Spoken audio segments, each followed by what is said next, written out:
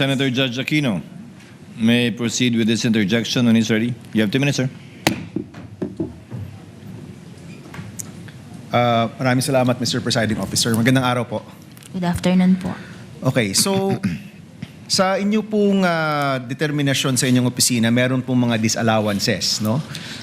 Tungkol po sa kategorya ng mga gastos, kung sino po yung nag-disburse. Pero hindi po naging rason ng disallowance yung mga kakaibang pangalan. Tama po ba?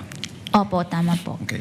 Pero nakita po ninyo na may mga pangalan na kakaiba. May Piatos, may Bacon, Heart, Queso at kung ano-ano. Hindi nyo po naisip na baka red flag po ito? Dahil nga po ang audit namin is compliance lang po, hindi na po namin verify yung identity nung nakatanggap po. Pero hindi nyo verify, pero nung nakikita ninyo, or nung nakikita mo, hindi mo ba naisip na posibleng red flag itong mga pangalan to? We presume po kasi regularity kasi po merong certification under oath yung SDO. This was used for the confidential operations of the agency and these are necessary and for legal purpose po yung naging paggastos ng confidential fund. Okay, so nag-consult na kasi yung iba naming abogado kay former Commissioner Heidi Mendoza.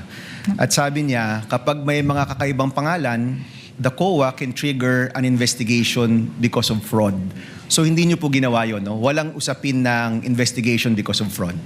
Yung sa fraud audit po kasi, yung possibility po, pinag-aaralan pa kasi kung magpo-fraud audit po, this is the first time and yung documents po, yung transactions involving the OBP and DepEd po, contains voluminous documents na with sensitive information na pag naibigay po sa ibang opisina, baka po magiging exposed siya. Okay, so ulitin ko So hindi kayo nag-trigger ng investigation of fraud or nag-trigger kayo?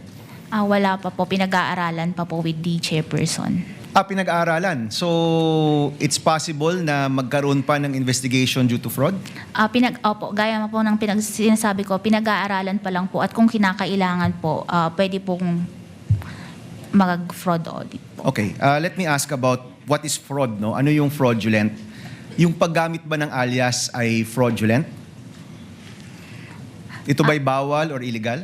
Doon po sa joint circular, silent po kasi ang joint circular as to the use of alias po.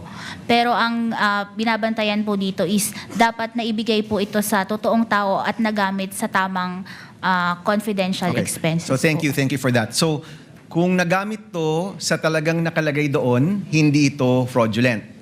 Pero kung ito'y hindi naman nagamit doon sa nakalagay at kunyari nabulsa lang, fraudulent yon. Correct, no? Opo, tama okay. po. Kung so yung bawat isang pangalan, dapat ba merong ring 1:1 na totoong tao sa likod nun?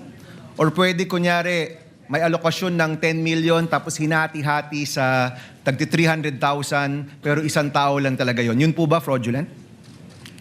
Ang kwan ko po doon is isang tao lang yung nakatanggap based doon sa acknowledgement receipt po na yun. Okay. So sa inyo pong professional opinion, kailangan po yung bawat AR ay may katumbas na totoong tao kung yun man ang kanyang pangalan o meron siyang totoong pangalan.